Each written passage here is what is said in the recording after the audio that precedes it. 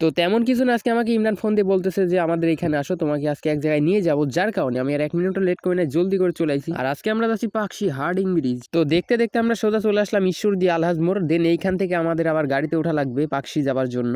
তো আমি এখন মূলত আছি পাকশি হার্ডিং ব্রিজের ঠিক সামনে, আর এখান থেকে আপনাদের পুরো ভিউটা দেখাচ্ছি। আর এখান থেকে পুরো ভিউটা দেখেন ভাই, বিশ্বাস করেন অনেক সুন্দর লাগতেছিল আর কি। তো ফাইনালি চলে আসলাম পাকশি স্টেশনে। আমি আপনাদের মাঝে স্টেশনটা শেয়ার করতেছি। আর এটাই হচ্ছে পাকশি স্টেশন ভাই, বিশ্বাস করেন আমার কাছে পার্সোনালি অনেক বেশি ভালো লাগছে এইখানকার জায়গাটা। আর এটাই সেই ভাইরাল জায়গা, মানে আমাদের পাকশি রেল স্টেশন। মানে বিশ্বাস করেন ভাই, এই প্রথম আমি আসলাম আজকে।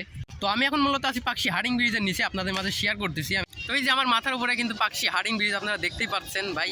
আর এখানে মূলত কিন্তু পাকশি হার্ডিং ব্রিজটা রং করা হচ্ছে, মানে দীর্ঘদিন ধরে তারা রং করার কাজ চালিয়ে যাচ্ছে। তবে আমার বহুদিন ধরে ইচ্ছা ছিল যে পাকশি হার্ডিং ব্রিজ কিভাবে রং করে তাও আবার নিজের চোখে দেখবো। তো আজকে আমি দেখলাম নিজের চোখে যে কিভাবে তারা রং করে। মানে বিশ্বাস করেন আমার কাছে পার্সোনালি অনেক বেশি ভালো লাগছে। কিন্তু একটা জিনিস আমার কাছে খুবই খারাপ লাগছে ভাই, তারা সেফটি বেল্ট ছাড়াই কাজ করতেছিল। আর এই পাকশি হার্ডিং ব্রিজের নিচে যে এত মানুষ হয় শুক্রবারে ভাই, হাঁটার জায়গায় থাকে না। তবে দুঃখের কথা কি আর বলবো ভাই, পাকশি হার্ডিং ব্রিজের আশপাশ দিয়ে ড্রোন উড়ানো নিষেধ, যার কারণে উপর থেকে আপনাদের পুরো ভিউটা দেখাইতে পারলাম না।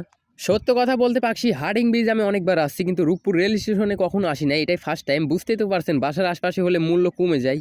তো ফাইনালি চলে আসলাম রূপপুর রেল স্টেশনে। আর এখানে আমি একাই না, আমার সঙ্গে ইমরানও আইছে। ভাই বিশ্বাস করেন রূপপুরের রেল স্টেশনটা আমার কাছে পার্সোনালি অনেক বেশি ভালো লাগছে। হ্যাঁ ইমরান, এখানে আজকে ফার্স্ট টাইম নাকি না এর আগে কখনো আইসাও এখানে? হ্যাঁ অনেকবার আইছি।